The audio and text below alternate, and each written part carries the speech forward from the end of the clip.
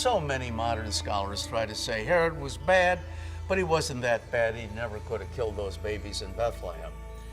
Well, thank God for Flavius Josephus. Here's a Jewish historian who writes an enormous history of the Jewish people, beginning at creation and going all the way to the fall of Jerusalem.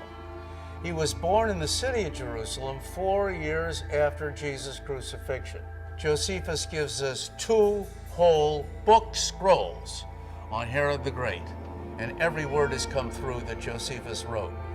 2 book scrolls in those days would be the equivalent of almost a 300-page book today. So we have a complete biography. We have a complete court record of Herod the Great. And so you take the claim about him killing the babies in Bethlehem and match it against that biography, and we find the same kind of personality could have done that.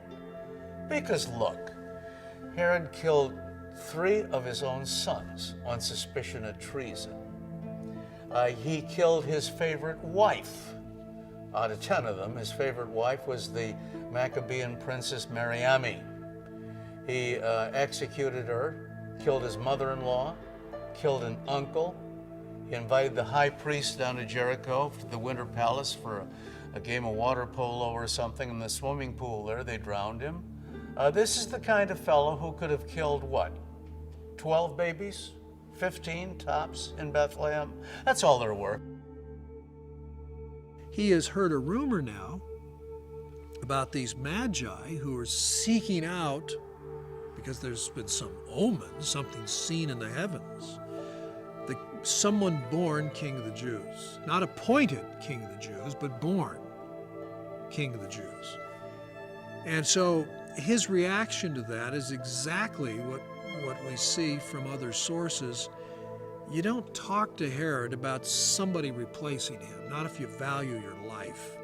In fact, when he killed his sons, there's a legend, and it may well be true, that his friend, the Roman Emperor Caesar Augustus, said, "I would rather be Herod's pig than his son." Now it rhymes in Greek, and it's, but why does he say that? If I'm a pig, that's not a kosher meat, so I'm not going to get butchered for dinner. But if I'm Herod's son, I might well get killed. Now, isn't that a grim comment? And that's coming from a friend and ally. And that was the reputation Herod had. In fact, there's another thing people don't know. Herod actually gave orders that the most popular people in Jerusalem be gathered up in the arena and be executed the moment he died. Why?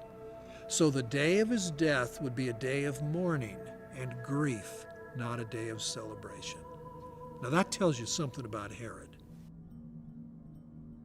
He's very sick now. He's down in Jericho. He has a medical encyclopedia full of diseases. He's dying. And so he calls his dear sister Salome over, and he says, "Salome, I want you to arrest all the Jewish leaders in the land." And so she did. And he says, "Now imprison them below the palace here in the prison area."